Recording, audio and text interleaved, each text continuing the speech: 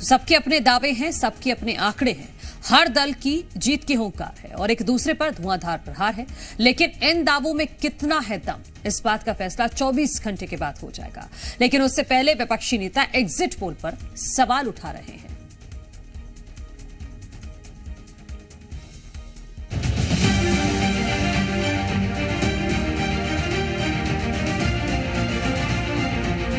दो 2024 के नतीजों से पहले दिल्ली में जोरदार सियासी हलचल जारी है। एक तरफ बीजेपी में बैठकों का दौर शुरू हो गया है, तो वहीं दूसरी तरफ इंडिया अलायंस के नेता भी प्लानिंग में जुट गए हैं। कांग्रेस अध्यक्ष मल्लिकार्जुन खड़गे और राहुल गांधी ने लोकसभा सदस्यों के साथ वर्चुअल बैठक की। कांग्रेस की इस बैठक का एजेंडा तो जाहिर नहीं हुआ, लेकिन एक बात साफ हो गई कि कांग्रेस 4 जून के नतीजों से पहले सियासी माहौल बनाए रखना चाहती है, ताकि गठबंधन में ये संदेश बना रहे कि कांग्रेस ही नतीजों के बाद सबसे बड़ा सियासी दल बनने जा रही है। इधर राहुल गांधी ने एग्जिट पोल पर सवाल उठाए और कहा कि ये फैंटेसी पोल है, और राहुल ने इंडिया गठबंधन के 295 सीट जीतने का दावा किया। इसका नाम एग्जिट पोल नहीं है, इसका नाम मोदी मीडिया पोल है। ये मोदी जी का पोल है, फैंटेसी पोल है उनका। Thank you. कितनी सीटें आ रही हैं आपके हिसाब से? सिद्धू मूसेवाला का सॉन्ग सुना आपने? 295। इस बीच बीजेपी का डेलीगेशन चुनाव आयोग के दफ्तर पहुंचा और 4 मुद्दों पर अपनी बात कही है, जिसमें चुनावी प्रक्रिया से जुड़े लोग इलेक्शन के प्रोटोकॉल का पालन करें, वोटों की गिनती सही हो, किसी तरह की हिंसा ना हो, राज्य सरकारों का भी दखल ना हो, मतगणना के दौरान सुरक्षा के लिए कड़े कदम उठाए जाएं, चुनावी प्रक्रिया पर सवाल उठाने वालों पर सख्त कार्रवाई की जाए। तो विपक्ष भी यही दावा कर रहा है कि 295 तक तो हम टच कर ही लेंगे।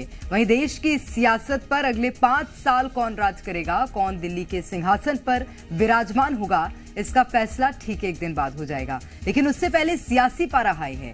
इंडिया गठबंधन के नेताओं ने चुनाव आयोग से ये मांग की है कि पहले पोस्टल बैलेट के रिजल्ट घोषित हों।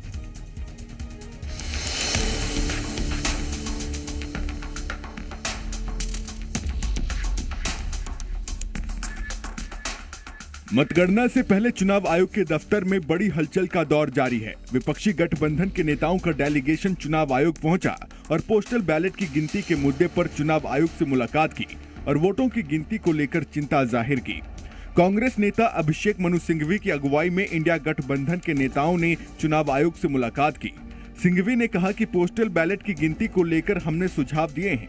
पहले आप पोस्टल बैलेट की गिनती शुरू करिए, उसके कुछ समय बाद आप ईवीएम की गिनती शुरू कर सकते हैं, लेकिन और ये बहुत अहम बात है, आप ईवीएम की गिनती खत्म नहीं कर सकते या परिणाम का अंत नहीं कर सकते जब तक पोस्टल बैलेट का पूरा रिजल्ट गणना के बाद घोषित न हो जाए।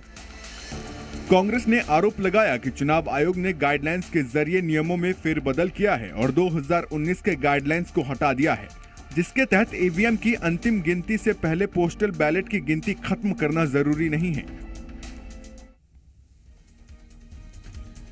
तो तमाम सवाल विपक्ष की तरफ से उठाए जा रहे हैं ईवीएम को लेकर, लेकिन इसी बीच कल सुबह सबसे पहले जी मध्य प्रदेश छत्तीसगढ़ पर आप देखिएगा चुनाव के नतीजे।